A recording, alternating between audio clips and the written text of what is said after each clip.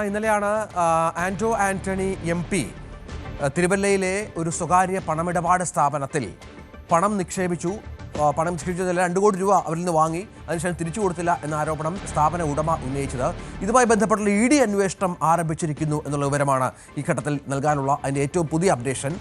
Nedumparambil finance ഉടമ NM രാജുവിൻ്റെ ഇന്നലത്തെ വെളിപ്പെടുത്തലിൻ്റെ അടിസ്ഥാനത്തിൽ കൂടിയാണ് ആന്റോ ആന്റണിക്കെതിരെ അന്വേഷണം. ചോദ്യം ചെയ്യലിൽ ഹാജരാകാൻ നോട്ടീസ് നൽകും എന്നാണ് ഇപ്പോൾ മനസ്സിലാക്കുന്നത്. അതായത് ആന്റോ ആന്റണി 2 കോടി രൂപ വാങ്ങി, അതിനുശേഷം 20 ലക്ഷം രൂപ മാത്രം തിരിച്ചു കൊടുത്തു എന്നായിരുന്നു NM രാജു ഇന്നലെ വെളിപ്പെടുത്തിയത്. നവമി ദിനേശ് വിവരങ്ങളുമായി ചേരുകയാണ്. നവമി, ഇത് ഇന്നലെ ആന്റോ ആന്റണി MP ഇതുമായി ബന്ധപ്പെട്ട് മറുപടി നൽകിയിരുന്നു. NM രാജുവിൻ്റെ സഹായം കിട്ടിയിട്ടുണ്ട്, സാമ്പത്തികമായി സഹായിച്ചിട്ടുണ്ട്. അന്നത്തെ UDFൻ്റെ നേതാവായിരുന്നു ഈ രാജു, നമുക്കറിയാം. തെരഞ്ഞെടുപ്പ് സംഭാവനയാണ് ഈ പണം വാങ്ങിയത് എന്നും മറ്റും പറയുമ്പോൾ കുറച്ചുകൂടി ആന്റോ ആന്റണിയെ കുരുക്കിലാക്കുന്ന ഒരു മറുപടി ആയിപ്പോയി. അത് ഇത്തരത്തിലുള്ള എല്ലാ വിഷയങ്ങളും ED അന്വേഷിക്കുമെന്നാണോ?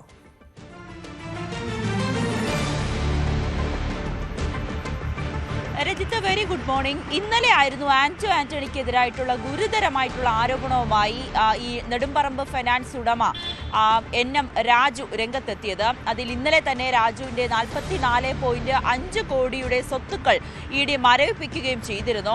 ആ പ്രസ് മീറ്റിലാണ്, ആ പത്രസമ്മേളനത്തിലാണ് അദ്ദേഹം ആന്റോ ആന്റണിക്ക് താൻ 20 കോടി രൂപ കൈമാറി, അതിനുശേഷം പല തവണയായി തൻ്റെ മകളും ഉൾപ്പെടെ ആന്റോ ആന്റണിയുടെ വീട്ടിലെത്തി ഈ പണം തിരികെ ചോദിച്ചു എങ്കിൽ പോലും ഒന്നും തന്നെ തിരികെ നൽകാൻ തയ്യാറായില്ല. ആകെ 20 ലക്ഷം രൂപയാണ് തിരികെ നൽകിയത്.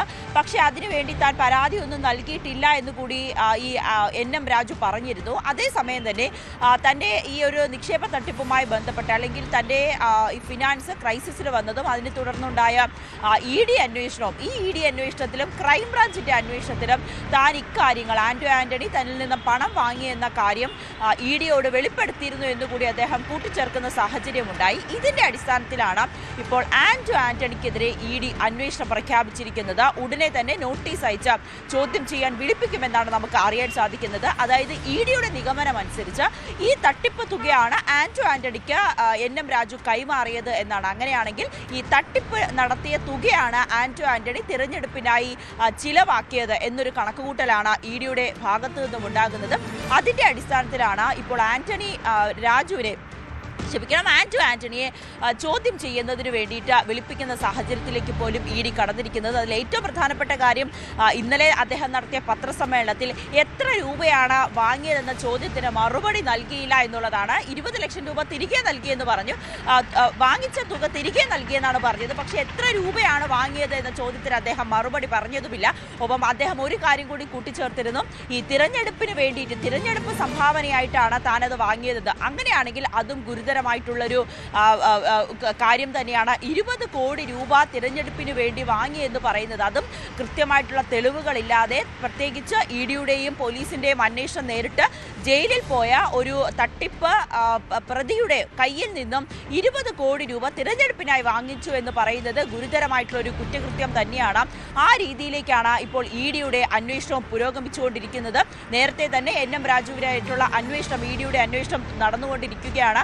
അതിൽ തന്നെ EDയോട് ഈ ആന്റോ ആന്റണിക്ക് പണം നൽകിയ കാര്യം വെളിപ്പെടുത്തുകയും ചെയ്തിരുന്നു. ഇന്നലെ മാധ്യമങ്ങളോട് കൂടി അദ്ദേഹം അത് പറഞ്ഞ സാഹചര്യത്തിൽ കൂടിയാണ് EDയുടെ ഈ ഒരു അന്വേഷണം കൂടി കടുക്കുന്നത്. എന്തായാലും ഉടനെ തന്നെ കൊച്ചിയിലെ ഓഫീസിലേക്ക് ചോദ്യം ചെയ്യാൻ ആന്റോ ആന്റണിയെ വിളിപ്പിക്കുമെന്നാണ് നമുക്ക് അറിയാൻ സാധിക്കുന്നത്. നവമിയെ തുടരണം. നമ്മൾ ഇന്നലെ ആന്റോ ആന്റണി ഈ വിഷയത്തിൽ മറുപടി പറഞ്ഞിരുന്നു. നേരത്തെ നവമി പറഞ്ഞ പോലെ പണം വാങ്ങിയിട്ടുണ്ടോ എന്ന് വെളിപ്പെടുത്തുന്നു.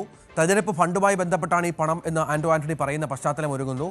എത്ര പണം വാങ്ങിയെന്നുള്ള കാര്യമില്ല. നമുക്കറിയാം, ഒരു പ്രതിയാണ്, തട്ടിപ്പ് കേസിലെ പ്രതിയാണ്. ഇയാളുമായി ബന്ധപ്പെട്ട് നേരത്തെ അന്വേഷണമുണ്ട്.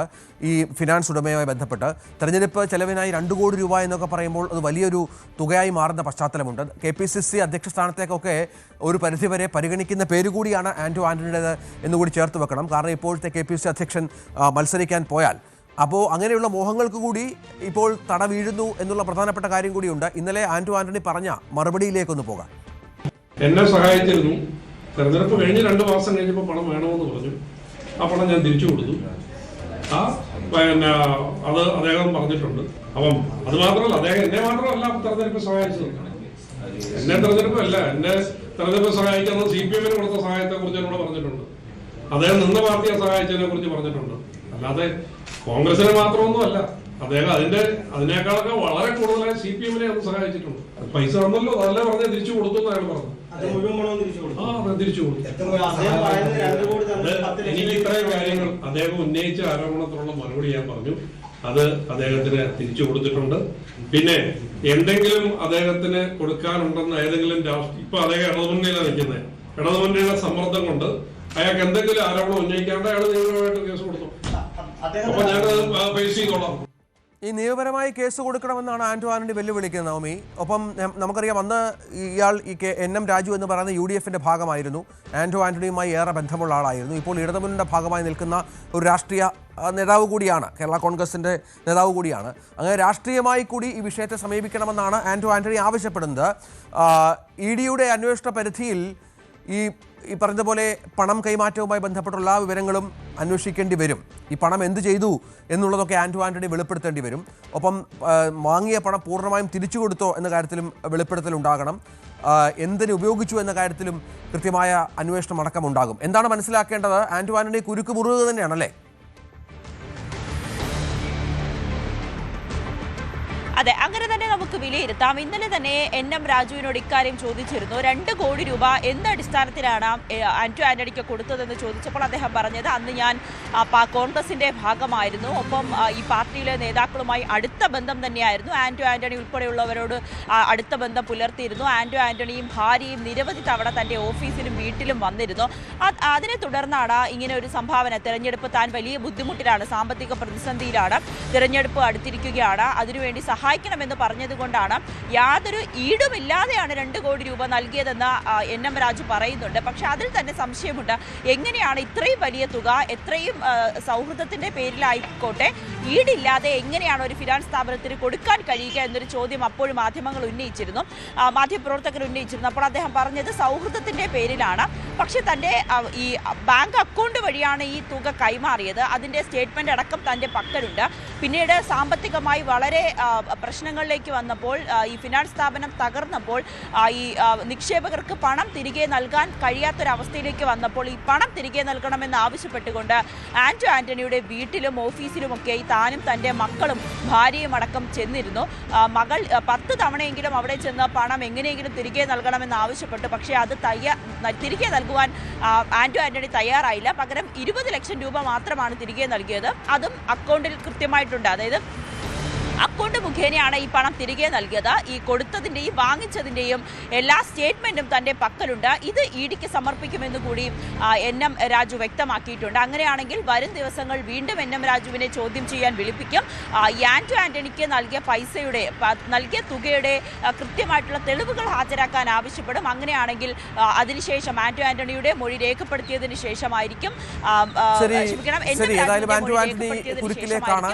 ചോദ്യം ചെയ്യലിന് വിധേയനാകും. നവമി ദിനേശാണ് വിവരങ്ങൾ പങ്കുവച്ചത്. കൂടുതൽ വാർത്തകൾക്ക് News 18 Keralam YouTube channel subscribe ചെയ്യുക.